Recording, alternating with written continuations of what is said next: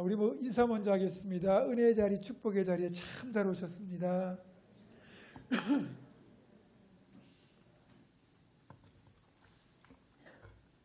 오늘 본문 7절은 또 이렇게 시작하죠. 그러므로 형제들아 주께서 강림하시기까지 길이 참으라. 이제 야고보 사도가 이 편지를 마무리하려는 시점에서 형제들아 길이 참으라 이렇게 말씀하는 이유가 무엇일까요?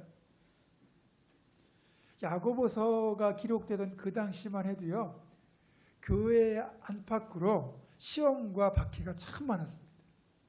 교회 안에서는 온갖 이단들의 어떤 준동으로 말미암아 믿음을 변질시키려는 시도가 있었고, 교회 밖에서는 믿음을 가진 자들을 향한 박해와 환난들이 있었습니다. 그러다 보니까 믿음을 지키기 참 어려운 거예요. 우리가 코로나만 겪어도 이렇게 믿음을 지키기가 어렵잖아요.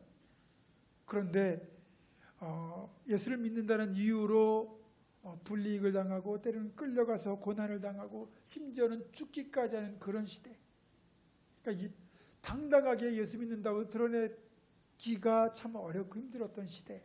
그러면서도 안쪽으로는 또 교회 안에 있는 여러 가지 또 내적인 어려움들과 이단들의 그런 미혹까지 겹쳐가지고 참 많이 힘들었던 그런 시대를 살면서 신앙생활했던 사람들이 바로 야고보서를 받아보는 성도들의 삶이었어요. 자, 그럴 때 이들에게 있어서 가장 본질적이고도 그리고 붙들고 있는 유일한 소망 중에 하나가 뭐냐? 바로 조금만 더 참으면 예수님께서 강림하신다, 재림하신다. 그 소망이었습니다. 예전에 이제 아이들이 어렸을 때 이렇게 이제 장거리를 운전해서 가다 보면 아이들이 이제 차 안에 있는 게 좀 지루하잖아요. 그러면 아빠 이제 얼마나 남았어? 또 얼마나 더 가요? 이런 질문을 하잖아요. 그러면 부모들은 이제 어른들의 계산으로는 좀만 더 가면 된다고 생각하니까 조금만 참으면 돼. 조금만 더 가면 돼. 그런데 아이들의 기다림으로는 그 조금이라는 게 굉장히 길게 느껴지는 거죠. 그래서 몇 번이고 이런 질문을 반복합니다. 그래도 끝내는 목적지에 도착했고, 그렇죠? 그곳에 갈 것이라는 약속은 지켜졌어요. 예수님이 승천하시면서 내가 곧 오시리라 이렇게 말씀을 하셨어요. 그러면 이 초대교회 성도들의 이 생각으로는 적어도 자기들이 죽기 전에 예수님이 다시 오실 것이다.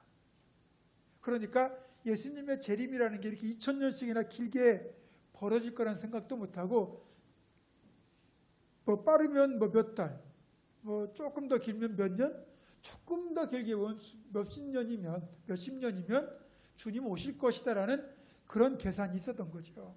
그래서 아무리 아프고 고난스럽고 힘들고 어려워도 조금만 견디고 참으면 주님 오시면 이 모든 고난은 끝이 나고 주님과 함께 저 천국에서 영생복락 누리면서 이제 영원히 해피엔딩이다. 그렇게 이제 생각을 하면서 견뎠거든요. 그런데 그렇게 견디는데 주님이 안 오시는 거예요. 여러분, 하루하루 재림에 대한 소망으로 그날을 견디는데 자꾸만 이 날이 길어지니까 성도들 가운데 원망하는 이들. 아니, 주님 오신다고 했는데 도대체 왜 오시지 않느냐?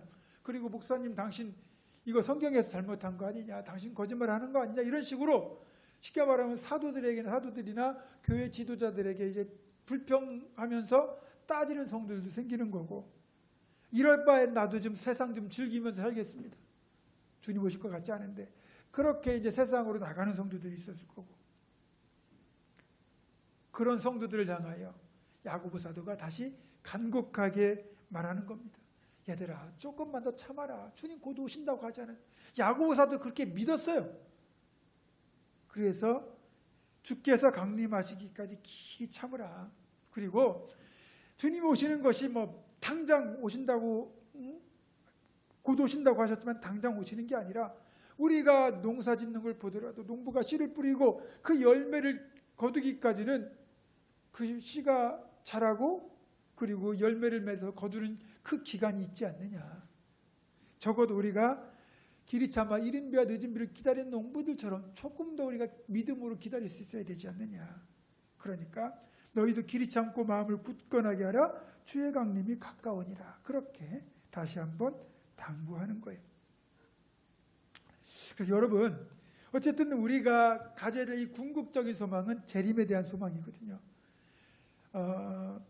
제가 한번 전에 말씀드렸지만 저는 예수님이 곧 오신다는 그 말이 별로 마음에 안 들었어요. 왜냐하면 천국에 대한 기대치도 그렇게 많지 않았고 예수 믿으면 천국 간다고 하는데 이 땅이 어렸을 땐 좋았거든요. 아이들하고 노는 것도 좋고 하고 싶은 것도 많고, 그리고 이제 이왕이면 태어났으니까 결혼도 해보고, 그리고 이제 예수님 오시면 좋겠다 그랬는데, 저 같은 경우는 이제 뭐 인생을 어떻게 보면 이제 그래도 살 만큼 살았고 결혼도 했고 자녀도 두었고, 그러니까 이제 앞으로 이제 뭐 몸도 좀 더 약해질 날밖에 없고, 그럼 지금이라도 주님 오시면 좋아요. 좋은데 어쨌든 그 주님 오실 날을 기다리며 살아가는 자세로 우리가 신앙생활을 해야 되는데, 지금 우리에게는 이 재림 신앙이 사라졌어요. 그래서 우리는 영원히 이 땅에 살 것처럼 착각하며 믿음 생활을 하는 그런 상황이 지금 한국 교회뿐만 아니라 전 세계 모든 교회들에게 공통된 현상일 수 있습니다. 사실 저희 부모님 세대들은 굉장히 사는 게 고달팠어요. 전쟁, 기근, 환란, 박해 이런 것들 때문에 그분들이 부르던 찬송이 대부분 다 천국 소망을 가진 찬송들이었거든요. 근데 지금 우리는 그런 찬송 별로 안 부르거든요. 저 어렸을 때 교회에서 철야 기도하면 뭐 주님 고대가 영문 밖의 길, 뭐 내일 일은 남 몰라요, 낮에나 밤에나 뭐 이런 그런 종말론적인 찬양을 많이 불렀거든요. 그리고 오후에 찬양할 때도 뭐 나팔 불 때 나의 이름, 나팔 불 때 나의 이름, 이런 그런 찬양도 많이 불렀는데 지금은 거의 그런 게 없어요. 미국에서도 미국이 이제 청교들이 건너가서 세운 그런 기독교 국가잖아요. 그런데 그 청교들의 찬송 중에도 재림에 대한 소망이 그렇게 많지 않아요. 신대륙에 대한 그런 희망, 여기서 하나님이 우리와 함께 하셔서 이곳에서 번성케 될 그런 것에 대한 꿈들이 더 많아요. 근데 찬송가에 실려 있는 일부 찬송 중에 흑인 연가라고 하는, 그가 아프리카에서 노예로 끌려와 가지고 그 신대륙에 있는 기독교인들의 노예로 살면서 그 고달픈 삶을 살아야 했던 노예들은 그들에게 유일한 소망은 뭐냐면 천국 가는 거였어요. 주님 오시는 거였어요. 그래서 흑인 연가의 그런 가사나 멜로디가 대부분 다 조금은 간절하고 애달프고 그리고 천국에 대한 소망들을 품고 있는 거잖아요. 그래서 이 소망을 우리가 지금 다시 회복해야 우리가 이 땅의 메인 삶을 살지 않고 좀 더 주님이 원하시는 삶을 살아낼 수가 있는데, 문제는 주님이 언제 오실지 모르기 때문에 늘 깨어 살아가되 주님 오실 날을 특정하는 것, 언제 어느 때라고 딱 그렇게 지정하는 건 잘못된 거라는 거죠. 그래서 지금은 이제 그런 이단들이 많이 사라졌지만 20-30년 전만 해도 그런 이제 미혹을 하는 이단들이 있어가지고 적잖은 한국교회 성도들과 목회자들이 그런 이단에 넘어갔어요. 그러고 그런 사람들 특징이 뭐냐면 주님 오실 날이 가까우면 우리는 우리끼리 모여서 기도하고 찬송하다가 주님을 맞이하자. 그래서 다니던 직장도 그만두고 학교도 그만두고 심지어는 가정주부가 가정도 포기하고 그리고 자기들끼리 모여서 날마다 찬송하고 기도하고 그렇게 모여 살아요. 이게 바람직한 거냐? 전혀 그렇지 않다는 거죠. 주님의 비유를 보면 두 사람이 맷돌을 갈다가, 그렇죠? 한 사람은 데려감을 당하고 한 사람은 버려둠을 당한다 그러잖아요. 그게 무슨 얘기겠습니까? 한 사람은 믿음이 있고 한 사람은 믿음이 없어요. 그렇죠? 똑같은 일을 하는데 믿음이 있는 사람과 없는 사람의 마지막 결과는 극명하게 엇갈린다는 거죠. 그리고 두 사람이 밭을 갈고 있다가 또는 잠을 자다가 한 사람은 데려감을 당하고 한 사람은 버려둠을 당한다. 이거는 뭐냐면 그렇게 믿음을 가진 자와 가지지 못한 자가 주님 오시는 날 구원받고 구원받지 못하는 이 결과적으로 극명하게 그 결과가 엇갈리는 것을 말하는 동시에 그게 뭐겠습니까? 각자 자신의 자리에서 자신에게 주어진 삶을 살다가 주님을 만난다는 거예요. 어떤 이는 자기에게 주어진 밭에서 열심히 밭을 갈다가 주님 재림을 맞이하는 거고, 어떤 이는 잠자리에 들 시간이기 때문에 잠을 자다가 주님을 맞이하는 거고, 심지어는 어떤 이는 맷돌을 갈다가 주님을 맞이할 수 있는 거예요. 그래서 이왕이면 그래도 우리가 이렇게 예배당에 나와서 예배하고 새벽 기도 때 나와서 기도하다가 주님을 맞이하면 그래도 조금은 덜 부끄럽게, 조금은 더 당당하게 주님을 맞이할 수 있지 않을까 하는 생각을 하는 거죠. 그래서 깨어있는다는 건 뭐냐면 늘 주님 오심을 생각하면서 그에 대비하며 살아가는 거죠. 그런데 세상과 떨어져 산다? 그건 주님이 원하시는 게 아니에요. 예를 들어서 그런 건 또 우리가 달리 봐야죠. 가톨릭이나 동방정교회 같은 경우는 아예 평생을 수도사로 헌신하기로 하고 세상과 떨어진 산속이나 계곡에 이렇게 수도원을 만들고 거기서 들어간 뒤에 죽는 날까지 밖으로 나오잖아요. 이걸 봉쇄 수도원이라고 하거든요. 이 사람들은 평생을 결혼도 하지 않고 주님께 자기를 드리는 거예요. 그래서 거기서 기도하고 성경 필사하고 또 자기들끼리 노동하면서 공동체를 이루어가는 거거든요. 이분들은 기독교가 좀 이렇게 세속적으로 타락하게 될 때 그런 세속화되는 기독교를 맑은 물을 통해서 다시 본질로 되돌리는 그런 역할을 하는 분들이기 때문에 우리가 그런 거는 귀하고 복된 헌신이라고 할 수 있지만, 우리 개신교는 그런 수도원적 영성을 추구하는 사실은 스타일은 아니에요. 우리는 어떤 영성이냐, 쉽게 말하면 세상 속에서 살아가되 크리스천으로서 빛과 소금된 삶을 살아내는 구별된 영성, 그것을 우리는 추구합니다. 그러니까 현실에 뿌리 박은 영성, 이렇게 표현할 수 있죠. 유진 피터슨 목사님의 말씀처럼 우리는 세속과 떨어져 가지고 산속에서 나홀로 거룩을 추구하는 그런 분리된 신앙인이 아니라 세상 가운데 섞여 살아가되 세상에 물들지 않고 그리스도의 이름으로 세상을 변화시키려고 노력하는 현실에 뿌리 박은 영성을 추구하는 신앙인들, 그게 바로 개신교예요.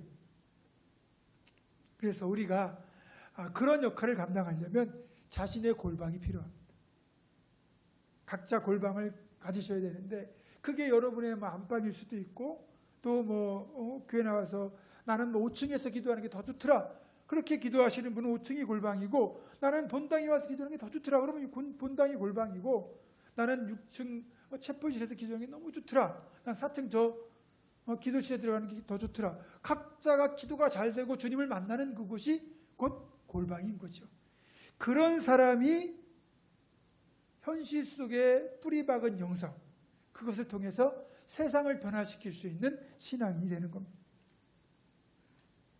자, 어쨌든 주님이 그렇게 곧 오시겠다고 했는데 그러면 아직까지 오지 않은 이유는 무엇일까? 그걸 다 우리는 알 수가 없죠. 다만 우리가 성경을 통하여 주님이 아직까지 오시지 않은 이유를 찾아보자면 여러 가지가 있겠지만, 일단은 주님의 재림은 전적으로 하나님 아버지의 주권에 속한 부분이라는 거예요. 그래서 주님 오시는 거는 아들도 모르고, 그러니까 주님 자신도 모르고 천사들도 모르고 오직 아버지만 아시느니라 그랬어요. 그러니까 어느 날 하나님 아버지께서 아들이신 성부 예수님을 향하여, 성자 예수님을 향하여 너 이제 강림해라. 그러면 그날이 종말의 날, 재림의 날이 되는 거죠. 여러분, 그날까지 우리는 길이 참아야 돼요. 그래서 주님이 우리 살아있을 때 오시면 공동체적인 종말을 맞이하면 더 이상 우리는 죽음을 보지 않고 천국에 가는 것이고, 그때까지 주님이 오시지 않는다면 개인적인 종말을 통하여 주님을 만나게 되겠죠. 어쨌든 그래서 우리가 주님 오시는 날까지 이 믿음을 지키고 살아가려면 반드시 우리에게 필요한 한 가지 신앙의 덕목인데, 그게 바로 인내, 오래 참음이라는 거예요. 자, 오래 참음, 고린도전서 13장 4절 찾아보겠습니다. 고린도전서 13장 4절.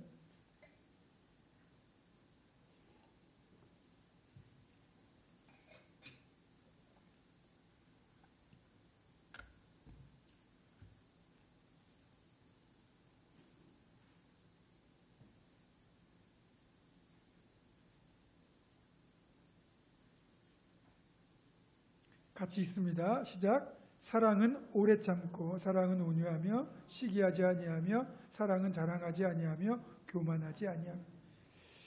사랑, 믿음, 소망, 사랑 이 세 가지는 항상 있을 것인데 같이 있으란 얘기예요. 그 중에서 사랑이라는 게 제일 큰 덕목이지만 사실은 믿음과 소망과 사랑을 한 덩어리로 묶어야 온전한 믿음이 되는 거예요. 그러면 사랑이란 말을 믿음으로 바꿔도 무방하겠죠. 그럼 믿음은 오래 참고가 됩니다. 그러니까 잘 보세요. 1시간 뒤에는 반드시 그 사람이 올 것을 믿었다면 1시간은 최소한 기다리는 게 믿음이에요. 근데 10분 지나서 그 사람이 안 왔다고 그 사람이 안 올 거라고 생각하면 그건 믿음이 될 수가 없죠. 믿는다면 믿음의 대상이 올 때까지 참고 기다리는 것, 그게 진짜 믿음인 거죠. 그게 신앙의 가장 기본이에요. 자, 갈라디아서 5장 22절입니다. 고린도 전서, 후서, 그 다음에 갈라디아서예요. 조금만 뒤로 가시면 돼요. 갈라디아서 5장 22절과 23절. 여기 성령의 열매를 기록하고 있는 본문인데 갈라디아서 5장 22절부터 23절 말씀을 우리 같이 읽습니다. 시작. 오직 성령의 열매는 사랑과 희락과 화평과 오래 참음과 자비와 양선과 충성과 온유와 절제니 이 같은 것을 금지할 법이 없느니라. 아멘. 자, 오래 참음은 바로 성령의 열매 중에 하나예요. 그럼 여러분이 믿음으로, 그러니까 믿음의 인내, 신앙의 인내를 잘 하신다면 눈에 보이는 방언이나 예언이나 어떤 병고침 같은 그런 은사는 없을지 몰라도 여러분에게 성령의 열매 중에 하나인 오래 참음의 열매가 있는 거예요.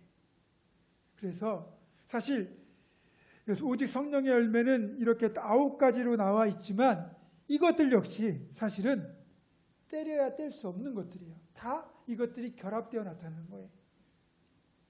그래서 여러분들이 오래 참을 줄 안다면 여러분은 자비할 줄도 알고요, 화평할 줄도 알고 사랑할 줄도 알고 희락할 줄도 아는 거예요. 인내는 쓰나 그 열매는 달다라는 격언도 있고 고진감래, 고생 끝에 낙이 온다 이런 말도 있어요. 세상에서도 그렇게 오래 참고 인내하는 것의 가치를 인정하는데 신앙인에 있어서의 인내는 하나님의 응답이 임할 때까지만 참으면 된다는 거예요. 그래서 성경은 계속해서 성도에게 그런 인내가 필요하다고 말하거든요. 자, 로마서 3장입니다. 로마서 5장. 사도행전 다음에 로마서에 마태, 마가, 누가, 요한복음 다음에 사도행전, 로마서 245쪽. 로마서 5장 3절과 4절.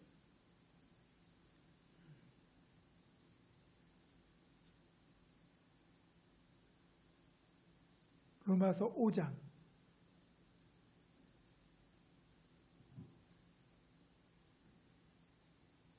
같이 읽습니다. 시작. 우리가 환난 중에도 즐거워하니 이는 환난은 인내를, 인내는 연단을, 연단은 소망을 이루는 줄 알미로다. 아멘. 자, 우리가 환난 중에도 즐거워한다. 이 환난은 믿음 때문에 받는 환난이에요.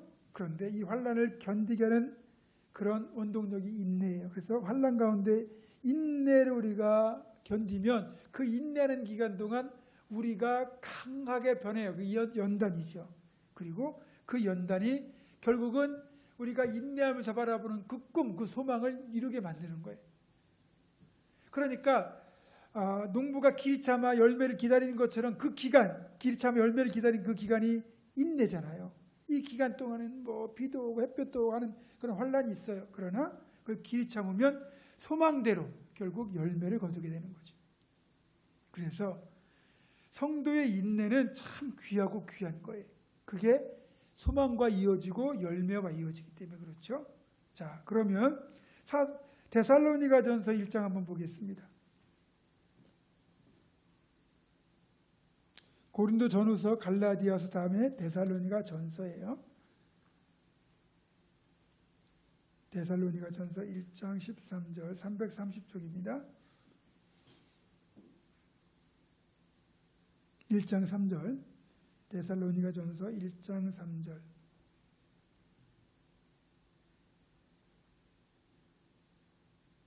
수요일 저녁에 오시면 성경 찬양 훈련이 잘 될 거예요. 같이 읽습니다. 시작. 너희의 믿음의 역사와 사랑의 수고와 우리 주 예수 그리스도에 대한 소망의 인내를 우리 하나님 아버지 앞에서 끊임없이 기억하미니. 아멘. 재미있죠? 믿음과 사랑과 소망이 다 이 구절에 들어있는데 믿음은 역사랑 그렇게 결합되어 있고 사랑은 수고와 결합되어 있고 소망은 인내와 결합이 되어 있어요. 그러니까 믿음이 있어야 역사가 일어나고 사랑이라는 것은 수고하는 것으로 드러나는 것이고 소망은 인내를 통해서 열매를 맺는 거예요. 여러분들 그러니까 믿음과 소망과 사랑은 이렇게 항상 같이 가는 거예요.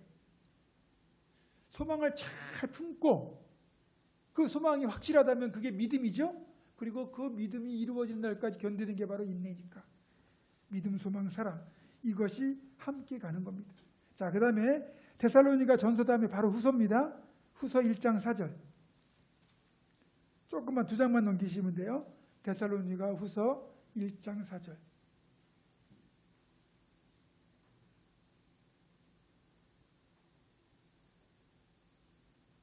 같이 있습니다. 시작. 그러므로 너희가 견디고 있는 모든 박해와 환난 중에서 너희 인내와 믿음으로 말미암아 하나님의 여러 교회에서 우리가 친히 자랑하노라. 데살로니가 교회가 박해와 환난을 굉장히 많이 받았던 교회예요. 그런데도 불구하고 그런 환난, 박해 환난 중에서 인내와 믿음으로 그 환난과 박해를 견디고 있었어요. 그것이 여타 다른 교회에 굉장히 도전이 되고 또 권면이 돼가지고 바울 사도가 데살로니가 교회에 본을 들어가지고 다른 교회에 자랑을 하는 거예요. 너희들 데살로니가 교회 좀 봐라. 이 박해와 환난 속에서도 믿음을 지키고 인내하지 않느냐.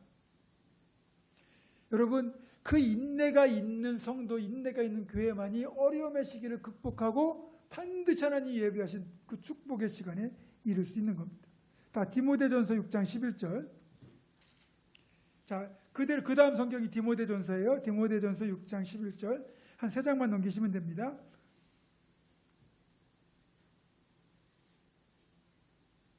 이제 디모데 이 믿음의 아들에게 바울 사도가 권면하는 내용이에요. 디모데전서 6장 11절 같이 읽습니다. 시작. 오직 너 하나님의 사람아 이것들을 비하고 의와 경건과 믿음과 사랑과 인내와 온유를 따르며. 목회자 포함하여 신앙인들에게 반드시 그렇게 갖춰야 될 덕목 중에 하나가 바로 인내예요. 믿음과 사랑. 소망이란 말 대신에 인내와 온유란 말을 넣었죠. 그러니까 여러분들 정말 여러분 간절하게 기도하고 있는데 아직까지 응답되지 않았다. 포기하지 마세요. 하나님 앞에 이것이 잘못된 간구가 아니라면 언젠가는 응답이 되게 되어 있습니다. 자, 그러면 히브리서 찾아갑니다. 야고보서 오늘 본문 앞쪽에 히브리서 10장 36절.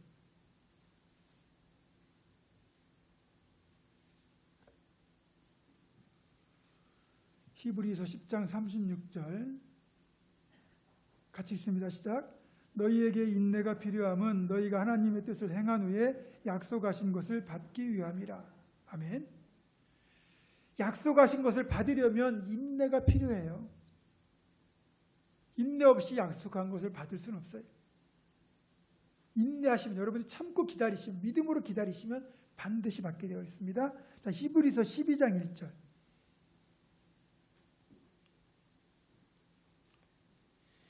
히브리서 12장 1절과 2절 같이 있습니다. 시작. 이러므로 우리에게 구름같이 둘러싼 허다한 증인들이 있으니 모든 무거운 것과 얽매이기 쉬운 죄를 벗어버리고 인내로서 우리 앞에 당한 경주를 하며 믿음의 주요 또 온전하게 하시는 이인 예수를 바라보자. 그는 그 앞에 있는 기쁨을 위하여 십자가를 참으사 부끄러움을 개의치 아니하시더니 하나님 보좌 우편에 앉으셨느니라. 아멘. 인내로서 우리 앞에 당한 경주를 그렇죠? 하며 또 주님을 바라보는데 주님도 십자가를 참으셨대요. 그 고통의 십자가를 다 인내하시며 견뎌내신 거예요. 그래서 우리에게 구원이 있죠. 자, 마지막 한 번만 더 찾아봅니다. 계시록 2장 19절입니다. 요한계시록 제일 마지막 성경 요한계시록 2장 19절.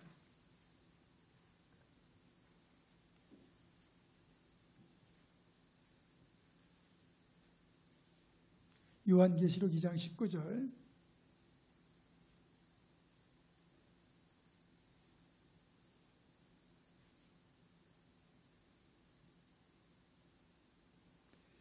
같이 읽겠습니다. 시작. 내가 네 사업과 사랑과 믿음과 섬김과 인내를 아노니 내 나중 얘기가 처음 것보다 많도다. 아멘.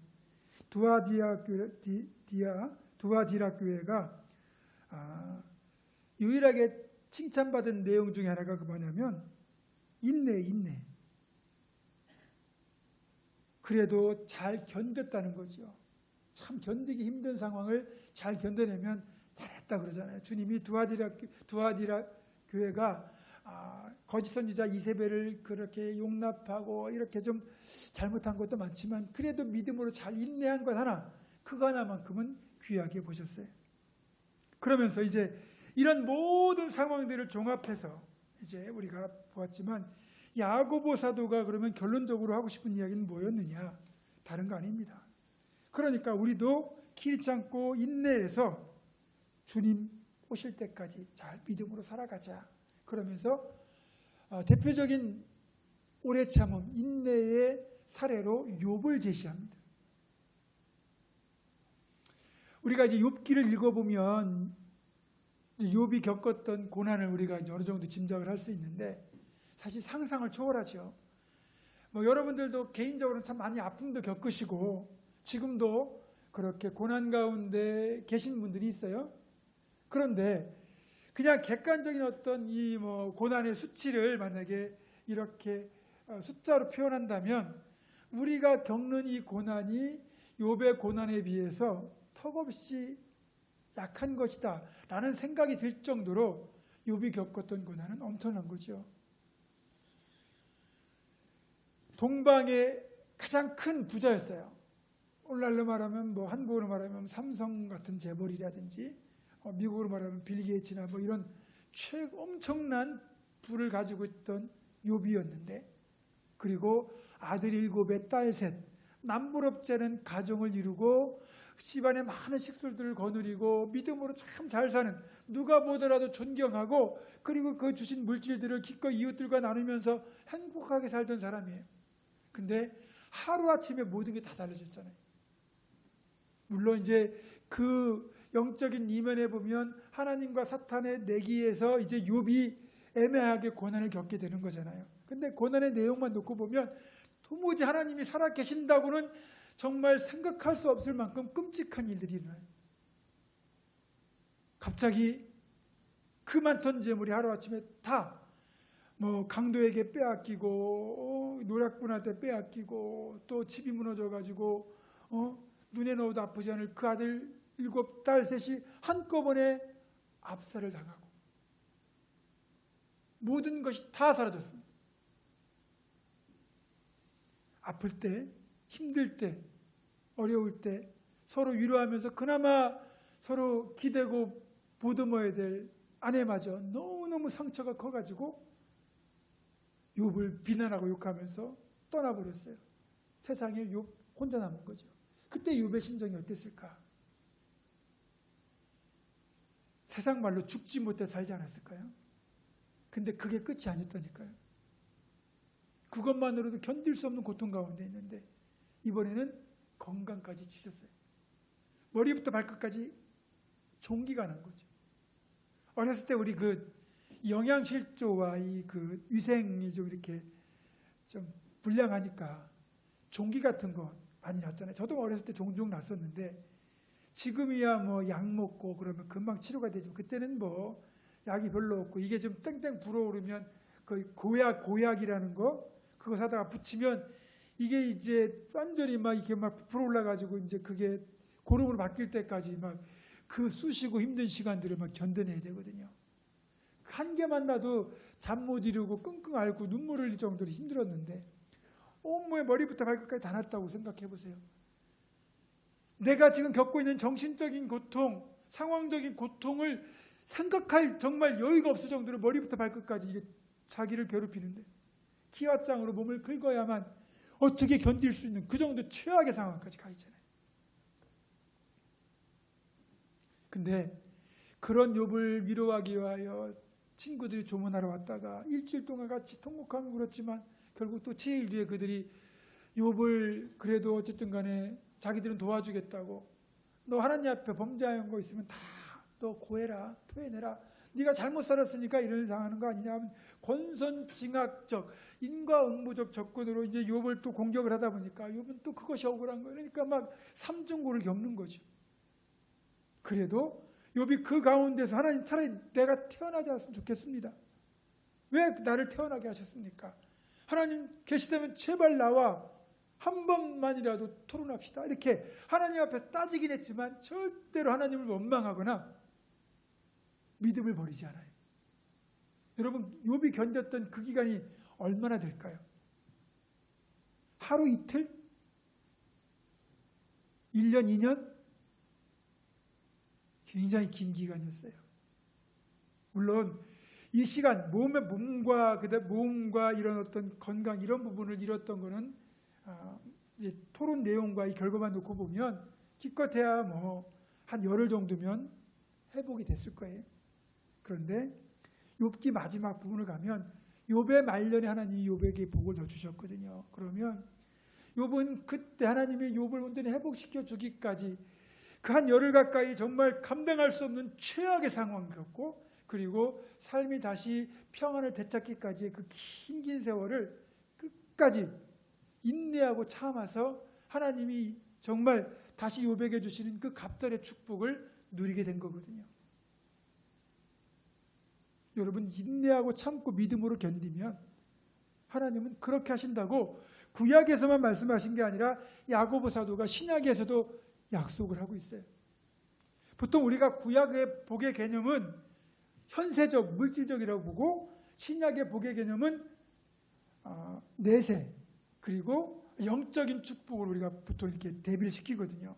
그러나 신약에서도 물질을 죄악시하거나 그런 게 아니에요.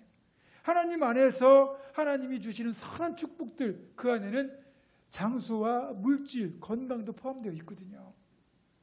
야고보 사도는 욥의 사례를 들면서 너희가 믿음으로 견디면 그런 날도 온다 분명히 얘기하고 있거든요. 그래서 욥은 자기가 가지고 있던 모든 재물의 2배를 말년에 다 받았습니다. 갑부가 또 갑절의 갑부가 된 거죠. 그래서 제가 장례식장에서 종종 이야기하는 이제 부활에 대한 이야기. 그래도 죽은 자식들이 돌아오지는 않는 거 아닙니까? 그렇죠? 나보다 앞세운 자식의 빈자리를 그 무엇으로 채우겠어요? 천국 가서 만나기 전까지는 그 빈자리는 안 채워줄 거란 말이에요. 다른 건 다 2배를 주셨는데 다시 아들 7과 딸 3을 주셨는데 10명만 주셨어요. 여기에 부활의 비밀이 있거든요. 짐승은 죽으면 끝이에요. 근데 사람은 죽으면 끝이 아니에요. 그렇기 때문에 욥보다 앞섰던 10명의 자식들, 그들은 욥과 함께 믿음으로 살았기 때문에 먼저 천국에 가 있어요. 그리고 욥도 이제 140세를 살다가 천국을 가잖아요. 천국 가면 자기보다 먼저 천국에 와 있던 자녀 10명을 만날 거예요. 그렇죠? 그리고 이 땅에 다시 주셨던 10명의 자녀가 또 하늘에 부르심 받는 그날 천국에 가면 아버지 뭘 만나겠죠? 그리고 자신들의 형과 언니, 누나들을 만나겠죠. 그래서 천국에 욥의 자식이 20명이 있는 거예요. 그래서 2배의 축복이 되는 거죠. 여기에 부활의 비밀도 들어있는 거고요. 그런데 그런 복을 받고 하나님 주신 천국의 위로와 소망이 그의 삶을 평안하게 만든 그 비결에는 믿음을 버리지 않고 하나님 꼭 붙들고 그 환난을 견뎌낸 욥의 인내의 그 비결이 있는 거예요. 저와 여러분, 하나님이 여러분의 약속하신 복이나 또 어떤 응답들이 아직까지 다 이루어지지 않았다고 해서 그것이 무효한 게 아닙니다. 여러분이 믿음으로 붙들고 있으면 유효한 거예요. 다만 하나님이 보시기에 아직 때가 아니기 때문에 안 주시는 거고 우리는 그때까지 길이 참는 거예요. 주님 오신 날까지 믿음을 지켜야 되지만 또 응답하실 때까지도 그렇게 믿음을 지키면서 인내하셔서 반드시 하나님이 약속하신 그것들을 여러분의 것으로 누리시는 그런 놀라운 은혜가 있기를 주님의 이름으로 축원합니다. 기도하겠습니다. 참 고마우신 아버지 하나님, 주님 곧 오실 거라고 생각했는데 주님 오시지 않고 여전히 박해와 환란이 있을 때 성도들의 마음이 많이 흔들렸고 그걸 안타깝게 여겼던 야고보 사도는 농부와 욥의 사례를 통하여 길이 참으라, 주님 오실 때가 가까웠고 참고 기다리면 반드시 응답이 있고 복이 있음을 말씀하셨습니다. 이것은 동일하게 우리들에게 주시는 말씀이라 생각합니다. 주님, 우리들도 주님 오시는 그날까지 믿음 잃지 않고 잘 믿음으로 인내하며 살아가게 하시고 또 이 땅 가운데 하나님께 간절히 간구하는 것들이 아직까지 응답되지 않고 이루어지지 않았다 할지라도 하나님께 선히 여기시는 것이라면 절대로 포기하지 않고 믿음으로 기다려서 반드시 그 응답과 축복을 모두가 경험하고 누릴 수 있도록 인도하여 주옵소서. 예수님의 이름으로 기도드립니다. 아멘.